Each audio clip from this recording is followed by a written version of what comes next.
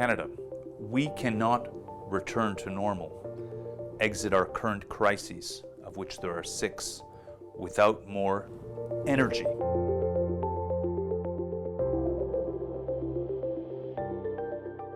Irvin Studin, Global Brief Magazine, and the Institute for 21st Century Questions. Welcome back.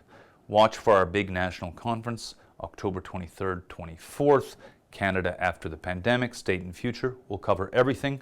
Spots going very fast. Register today at i21cq.com. Now, to the question at hand. Canada, as I mentioned in a recent micro-lecture, is in the throes of 6, count them, 6 national crises of system. Taken together, indeed taken in any combination of 2 or more, these are existential crises for Canada. To survive, we're going to have to pivot out with much more energy than we're showing or evidencing today. Let's return to that critical point in a moment. But first, the 6 crises. Let's repeat. First, the pandemic and public health more generally across a population of 38 million. Second, a historical economic crisis. Third, a terrible education crisis across the country. Fourth, a national unity crisis. Quebec used to be the major point of focus on national unity. It's still a central point, but watch for the West. The West is grumbling, and we're not paying attention. This is critical to the wherewithal of the Federation before long. Fifth, an institutional problem, the crumbling of the information space in Canada in particular. Don't forget that while people are watching less and less TV, they're mostly on Twitter, Facebook, Netflix, Instagram, LinkedIn. These are all of foreign provenance. They provide the vocabulary and the information by which we provide feedback mechanisms to powers, to governments and authorities that are essentially governing by emergency today. And if we don't have proper vocabulary, proper concepts and proper information to represent our own reality within the context of, again, the 6 national crises, then we're feeding them the nonsense. And that creates nonsensical decision making, which is much the case today. Finally, of course, Canada's international crises. Our international position is very, very precarious, very weak. I'm being diplomatic today. We've got the American election coming. We've got a closed border effectively with the United States. We've got a very difficult relationship with China. We've got an Arctic space, 40% of our territory, that's opening up with inexorable speed. We've got a difficult relationship with Russia there, and we're going to need to manage that entire territory in our interests, hopefully on our own terms. And this is in the context of an international picture where international institutions are less and less efficacious, they're crumbling, disintegrating, and there's diminishing confidence and trust amongst the nations of the world. So all told, 6 crises. I might add an embryonic, if not an accelerating, social crisis across the country, but that's too complex for analysis for purpose of this simple micro lecture. So 6 to 7 national crises of system. How do we exit?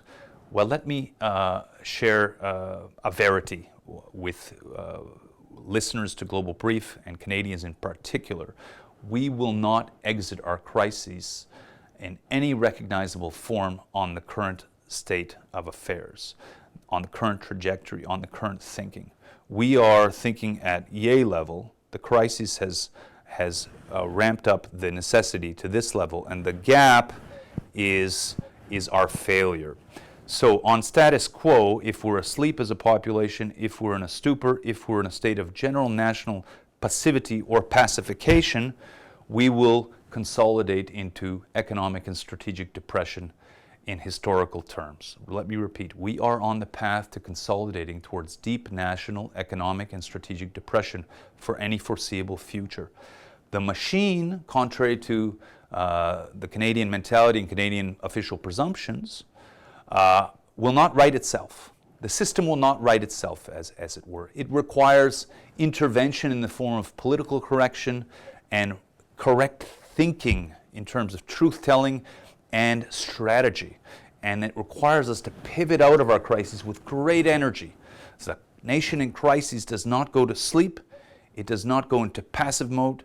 It does not become fearful of its own shadow. And it does not, as we're doing much in Canada today, in economic terms, in social terms, in educational terms, it does not engage in theater.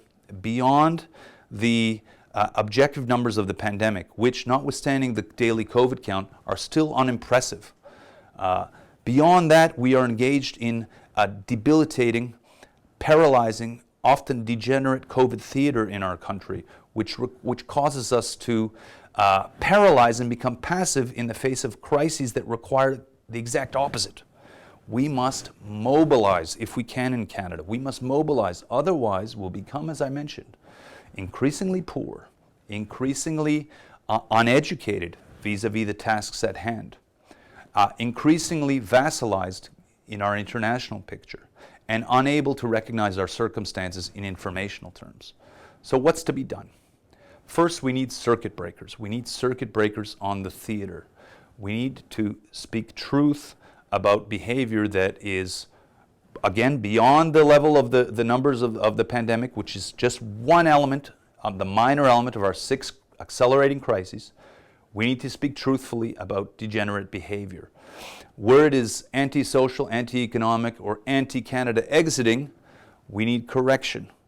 Otherwise, if we don't have these circuit breakers, we will just be repeating a COVID loop that will send us deeper and deeper for the coming years into a state from which we'll not be able to recover. The country could even disintegrate without us even being seized of the problem. And it's happened in many other big countries historically and will continue to happen. Let it not happen here. So circuit breakers on theater.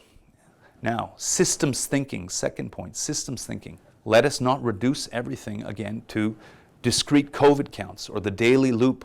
COVID case here, COVID case there. Let's post it on social media. Teardrop, teardrop, teardrop, and we're paralyzed. Okay? Let's put that into a broader systems context. It's not life versus economy. That's way too simple and degenerate in my view. It is a systems context in which we say that COVID management is part of the general system of Canada exiting from this crisis. The economy, the education. We need to get all of these things right in concert. We can't reduce our reality to just a COVID count. We'll die still counting COVID cases. Okay.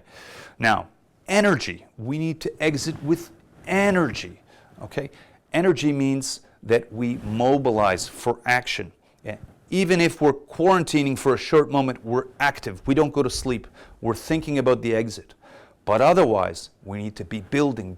We need to be not waiting for the tests to arrive from the moon or from another country. We need to invent the tests. Not waiting for a vaccine to come. We need to invent a vaccine and move to the next step. And anticipate, by the way, the next pandemic, which would paralyze us even more on the current scheme of things. Let us turn to energy, national energy, a national sense of mission, and a national term-takedness, as it were, in our thinking. Now, a couple more points, and then I'll leave you.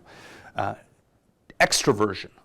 Our political class, our policy class, our leaders need to tweet less, need to Facebook less rhetoric and declaration, less pious theater, doing the COVID count, they're worried, red zone, green zone, purple zone. All of that is marginalia compared to the key point, which is that we need to get out there.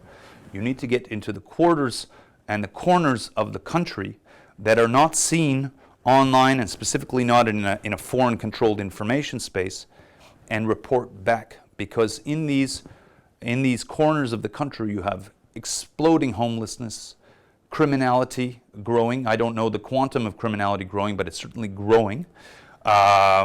Dislocation of families, communities. You have tens of thousands of students in Canada, tens of thousands, I repeat, who are not being properly or formally educated in the country. That borders on policy criminality, in my view. It's a policy crime in Canada not to have kids properly educated. We cannot look with indifference and cannot do it justice through a tweet or a declaration online. These people need to be reintegrated in proper schooling systems. Otherwise, the future generations are done. We need to, again, pivot out with energy. And the final point, before I get to a more dramatic closing declaration, the final point, we need to think about things in detail. We cannot quarantine without having given the quarantine legitimacy by choreographing every detail of the closure. We cannot send kids back to school without having accounted for every single student in the system as having been required to be informal schooling. We cannot declare that a certain area is closed off because of pandemic activity or pandemic quantum without having supplied adequate and rapid testing that doesn't require people to make an appointment, again, passive mode, or stand in a queue for several hours, passive mode, and other such inefficacious activity. We must be in the details if we can help it. Final point is on the quarantine. What's with all this loose talk about mass quarantines across Canada in the event of an expansion of the current second wave, apparently? Let us not go to the gallows with such levity. In my view, a second mass quarantine would be illegitimate except in biblically traumatizing circumstances. It would be illegitimate because the imposing authority has not done its job thus far in legitimating any second quarantine. How so? Because they've not thought in systems terms. They've not thought through the details. They've not looked into every corner and quarter of the country to see what's happening as a result of the first quarantine. Tens of thousands of businesses having been exterminated essentially without even a phone call, without acknowledgement. Any recovery from that is laughable. It's not a recovery. It's a person still existing. But you can't recreate a business that's taken years and years of toil and treasure and blood. And these are families to build. So it would be illegitimate unless the legitimating authority worked overtime 24/7 to work out all the details and provide the energy that they're sapping from a society that is already on its knees. Let us think in those terms. Canada can still be one of the great countries of this century. Let us have a fighter instinct. We are not fighting individual COVID cases. We are fighting for our lives as a country, as many countries have historically, and as we did when we started Canada. But if we don't energize, if we don't pivot out with energy, we'll be thinking here in path-dependent terms, we won't make it. Let's raise it. See you soon.